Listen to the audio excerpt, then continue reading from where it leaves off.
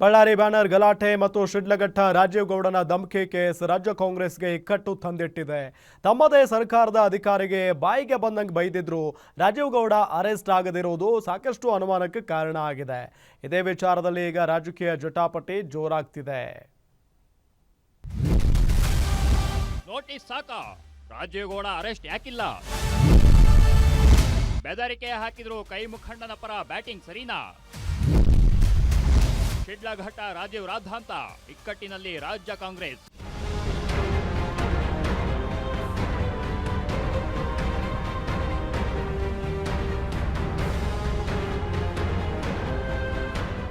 ಮಹಿಳಾ ಅಧಿಕಾರಿಗೆ ಕಾಂಗ್ರೆಸ್ ಮುಖಂಡ ಧಮಕಿ ಹಾಕಿದ ಪ್ರಕರಣದಲ್ಲೀಗ ಕಾಂಗ್ರೆಸ್ ಸರ್ಕಾರ ಇಕ್ಕಟ್ಟಿಗೆ ಸಿಲುಕಿದೆ. ಶಿಡ್ಲಘಟ್ಟ ನಗರಸಭೆ ಪೌರಾಯುಕ್ತೆ ಅಮೃತಾ ಗೌಡಗೆ ಕಾಂಗ್ರೆಸ್ ಮುಖಂಡ ರಾಜೀವ್ ಗೌಡ ಜೀವ ಬೆದರಿಕೆ ಹಾಕಿರೋ ವಿಚಾರ ರಾಜಕೀಯ ಜಟಾಪಟಿಗೆ ಕಾರಣವಾಗಿದೆ. ಈಗಾಗಲೇ ರಾಜೀವ್ ಗೌಡ ವಿರುದ್ಧ ಕೇಸ್ ದಾಖಲಾಗಿದೆ.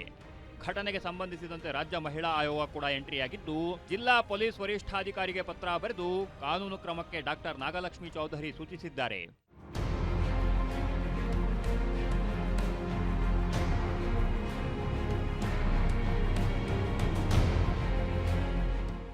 ಘಟನೆ ನಡೆದು 3 ದಿನ ಕಳೆದ್ರೂ ಕಾಂಗ್ರೆಸ್ ಮುಖಂಡ ರಾಜೀವ್ ಗೌಡ ಅರೆಸ್ಟ್ ಆಗದಿರೋದು ಅನುಮಾನಕ್ಕೆ ಕಾರಣವಾಗಿದೆ. ಹೀಗಾಗಿ ಕೇಂದ್ರ ಸಚಿವ ಎಚ್.ಡಿ. ಕುಮಾರಸ್ವಾಮಿ ಕೆಂಡ ಕಾರಿದ್ದಾರೆ. ನಿರಂತರವಾಗಿ ಈ ಸರ್ಕಾರದಲ್ಲಿ ಅಧಿಕಾರಿಗಳ ಮೇಲೆ ದೌರ್ಜನ್ಯ ನಡೀತಿದೆ. ಸಾಮಾನ್ಯ ಕಾಂಗ್ರೆಸ್ ಕಾರ್ಯಕರ್ತರು ಸಹ ಅಧಿಕಾರಿಗಳ ಮೇಲೆ ಒತ್ತಡ ಹಾಕಿ ಕಾನೂನು ಬಾಹಿರ ಕೆಲಸಗಳನ್ನ ಮಾಡ್ತಿದ್ದಾರೆ. ಮೇಟಿ ಸರಿಯಾಗಿ ಇದ್ದಿದ್ರೆ ಈ ರೀತಿಯ ಘಟನೆಗಳು ನಡೆಯುತ್ತಿರಲಿಲ್ಲ. ಮುಖ್ಯ ಕಾರ್ಯದರ್ಶಿಗಳು ಸಹ ಘಟನೆಯ ಬಗ್ಗೆ ಪ್ರತಿಕ್ರಿಯೆ ನೀಡೇ ಇಲ್ಲ ಅಂತ ಆಕ್ರೋಶ ಹೊರಹಾಕಿದ್ದಾರೆ. ಇವತ್ತು ಈ ಸರ್ಕಾರ ಬಂದ ನಂತರ ಅಧಿಕಾರಿಗಳ ಮೇಲೆ ದೌರ್ಜನ್ಯ ಮಾಡ್ತಕ್ಕಂಥದ್ದು ಭಾಳ ಜಾಸ್ತಿ ಆಗಿದೆ. ಸಾಮಾನ್ಯ ಕಾರ್ಯಕರ್ತರಿಂದ ಹಿಡಿದು ಅಧಿಕಾರದಲ್ಲಿರ್ತಕ್ಕಂಥ ಮೇಲಿನ ಮಟ್ಟದವರು ಸಹ ಅವ್ರ ಮೇಲೆ ಹಲವಾರು ರೀತಿ ಒತ್ತಡಗಳನ್ನು ಹಾಕಿ ಕಾನೂನು ಬಾಹಿರವಾದಂಥ ತೀರ್ಮಾನಗಳನ್ನು ಮಾಡಿಸ್ತಕ್ಕಂಥದ್ದೇ ನಡೀತಾ ಇದೆ. ಇದು ಸರ್ಕಾರ ಸರಿ ಇಲ್ಲದೆ ಇದ್ದರೆ ಇವೆಲ್ಲ ನಡೆಯೋದು. ಮೇಟಿ ಸರಿಯಾಗಿದ್ದರೆ ಇದು ಯಾವುದೂ ಆಗೋದಿಲ್ಲ ಅನ್ನೋದು ನನ್ನ ಅಭಿಪ್ರಾಯ. CS ಕಾಲ್ ಮಾಡಿದ್ರಿ ನೀವು, ಇನ್ನೂ ಕೂಡ CS ಇಲ್ಲ, ಅವ್ರು ಏನು ಅದರ ಬಗ್ಗೆ ರಿಯಾಕ್ಷನ್ನೇ ಇಲ್ಲ ಅವ್ರದ್ದು ಇಲ್ಲಿವರೆಗೆ. ಶಿಡ್ಲಘಟ್ಟ ನಗರಸಭೆ ಪೌರಾಯುಕ್ತೆ ಅಮೃತಾ ಗೌಡಗೆ ಜೀವ ಬೆದರಿಕೆ ಹಾಕಿದ ವಿಚಾರವಾಗಿ ಬಿಜೆಪಿ ಜೆಡಿಎಸ್ ನಾಯಕರು ವಾಗ್ದಾಳಿ ನಡೆಸುತ್ತಿದ್ರೆ, ಆರೋಪಿ ರಾಜೀವ್ ಗೌಡ ಪರವಾಗಿ ಸಚಿವ KH ಮುನಿಯಪ್ಪ ಬ್ಯಾಟಿಂಗ್ ಮಾಡಿದ್ದಾರೆ. ರಾಜೀವ್ ಗೌಡ ಸೌಮ್ಯ ಸ್ವಭಾವದವರು, ಅವರು ಎಮೋಷನ್ ಆಗಬಾರದಾಗಿತ್ತು. ಅವರು ಸಿಕ್ಕ ಬಳಿಕ ರಾಜೀವ್ ಗೌಡಗೆ ಬುದ್ಧಿ ಹೇಳ್ತೀನಿ ಅಂದಿದ್ದಾರೆ. ಸಚಿವ ಪ್ರಿಯಾಂಕ್ ಖರ್ಗೆ ಮಾತನಾಡಿ, ಯಾರು ಸಹ ಅಧಿಕಾರಿಗಳಿಗೆ ಈ ರೀತಿಯಾಗಿ ಮಾತನಾಡಬಾರದು, ಅವರ ವಿರುದ್ಧ ಕಾನೂನು ಕ್ರಮ ಕೈಗೊಳ್ಳುತ್ತೇವೆ ಅಂದಿದ್ದಾರೆ. ರಾಜೀವ್ ಗೌಡರು ಸೌಮ್ಯ ಸ್ವಭಾವದವರು ನನ್ನ ಜೊತೆಯಲ್ಲಿ ಸುಮಾರು 10 ವರ್ಷ ಹತ್ತತ್ರ ಇದ್ದಾರೆ. ಇಂಥ ಎಮೋಷನ್ ಆಗಬಾರ್ದಾಗಿತ್ತು. ಒಬ್ಬ ರಾಜಕೀಯ ವ್ಯಕ್ತಿ ಶಾಂತಿಯಿಂದ ಇರಬೇಕು ಮತ್ತು ಅಧಿಕಾರಿಗಳನ್ನು ಆ ರೀತಿ ಮಾತಾಡಿದ್ದು ಸರಿ ಇಲ್ಲ ಅಂತ ನಾನು ಕೂಡ ಹೇಳ್ತೀನಿ.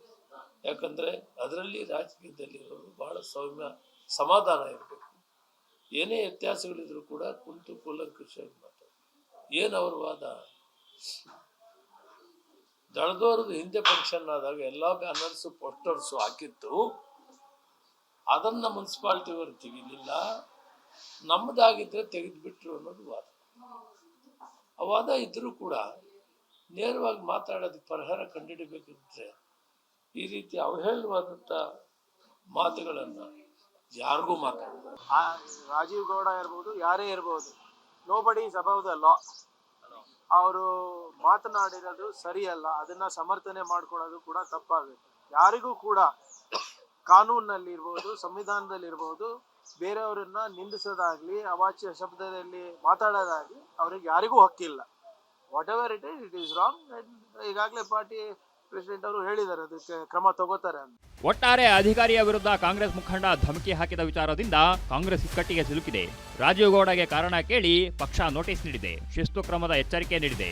ಆದರೆ ರಾಜೀವ್ ಗೌಡ ಬಂಧನಕ್ಕೆ ಆಗ್ರಹ ಹೆಚ್ಚಾಗಿದ್ದು, ಸರ್ಕಾರ ಯಾವ ರೀತಿಯ ಕ್ರಮ ಕೈಗೊಳ್ಳುತ್ತೆ ಅನ್ನೋದು ಕುತೂಹಲ ಮೂಡಿಸಿದೆ.